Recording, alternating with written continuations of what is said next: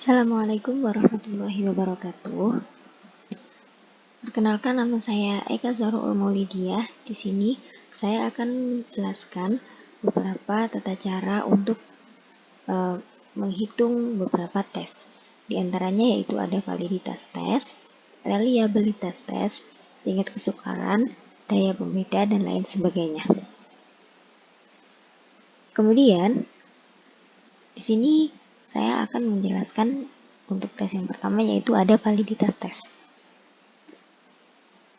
Ya, validitas tes adalah bagaimana cara kita untuk mengetahui beberapa validnya soal yang diujikan kepada peserta didik. Nah, kemudian langkah pertama yang harus kita gunakan adalah kita harus mengumpulkan dulu data dari hasil uji coba per soal. Di sini sudah ada beberapa data. Yang pertama, kemudian kita akan copy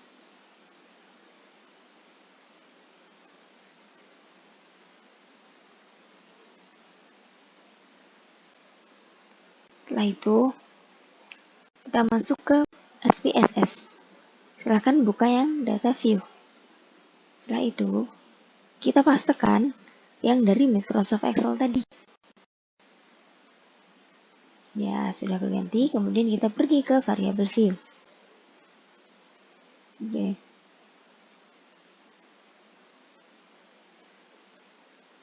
Setelah itu, silahkan ganti kolom name. Ganti dengan X1, X2, X3, X4, dan lain sebagainya. Dan seterusnya sampai terakhir.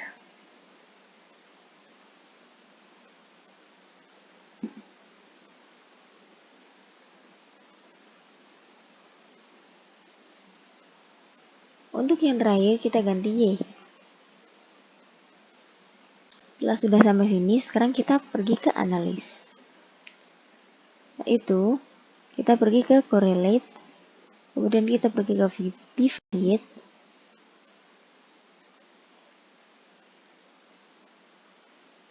Setelah itu silahkan copy pada bagian di sini, CTRL-A, memindahkan semuanya ke bagian kotak yang ke sampingnya, yaitu variable. Sudah, kita pencet OK. Oke, di sini telah muncul beberapa hasil dari validitas tes. Nah, validitas tes dikatakan valid atau dikatakan soal itu valid apabila nilai signifikansinya kurang dari 0,05. Bagaimana kita dapat mengetahui nilai signifikansi? Jadi nilai signifikansi adalah yang ini, yang nilai yang ada barisan ini, ya, dan nilai signifikansi.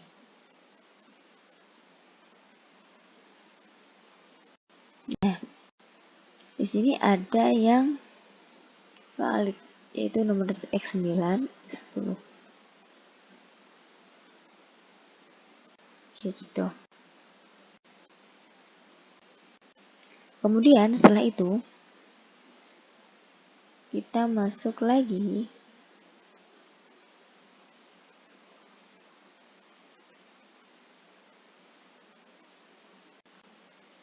yang kedua. Untuk tes yang kedua, yaitu kita akan menghitung tes reliabilitas tes. Yang pertama, kita kembali lagi dengan data yang tadi. Kemudian habis itu kita pergi ke analis. Kita masuk ke scale. Dari scale kita masuk ke reliability analysis.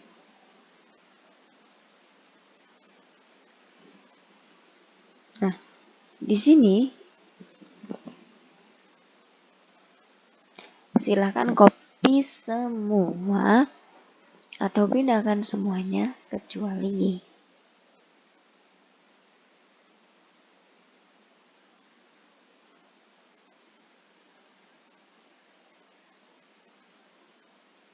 Setelah itu, kita klik OK. Nah, di sini ada hasilnya.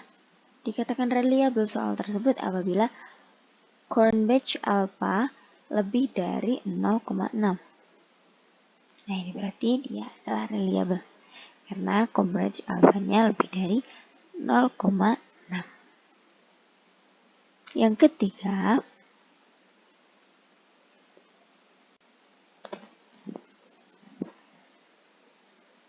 kita akan masuk ke tingkat kesukaran. Tingkat kesukaran dengan kita kembali lagi dengan data yang tadi, kemudian kita pilih analis, deskriptif statistik, kemudian kita pilih frequency. Nah, di sini kita akan memindahkan nilai yang valid aja. Jadi kita harus mencatat atau kita harus tahu berapa aja soal yang valid tadi. Yaitu ada X9 dan juga X10.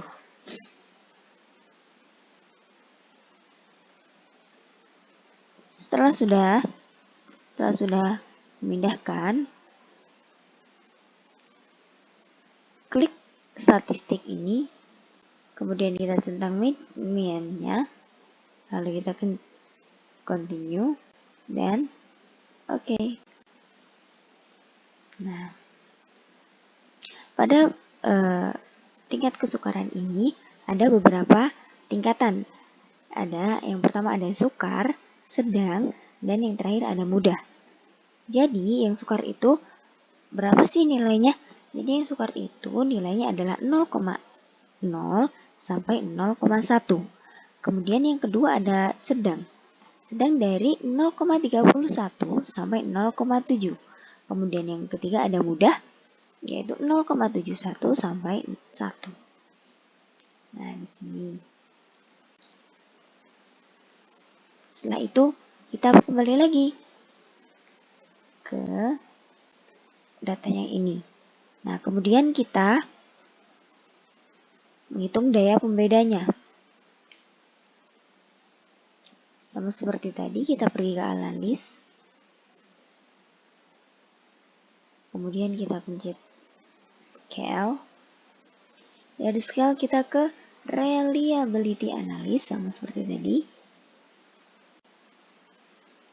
Nah, pindahkan yang valid saja pada kolom statistik.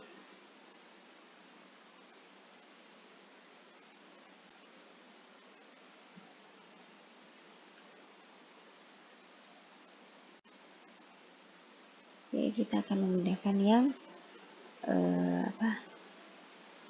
ya.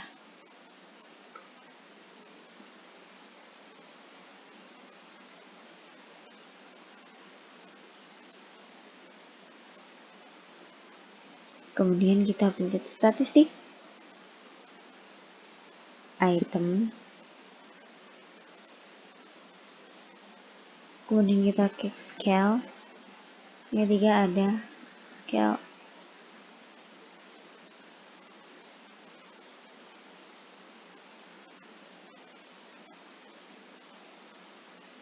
Oke, kita senang dulu.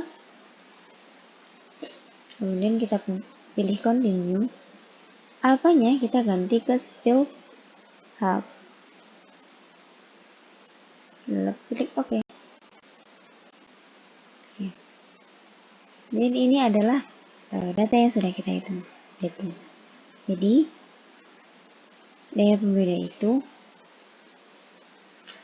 ada beberapa tingkatan. Yang pertama ada sangat baik, baik, cukup, dan jelek. Sangat baik dari kategori angka 0,7 sampai 1, kemudian baik 0,4 sampai 0,6, yang cukup ada 0,2 sampai 0,3, kemudian yang jelek ada 0,1 0 sampai 0,1.